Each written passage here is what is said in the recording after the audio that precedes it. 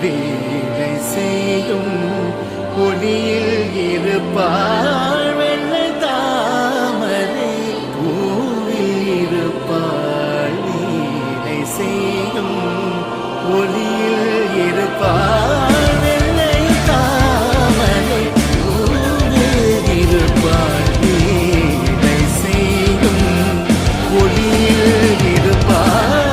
கொள்ளையிலும் குலவு கவிதை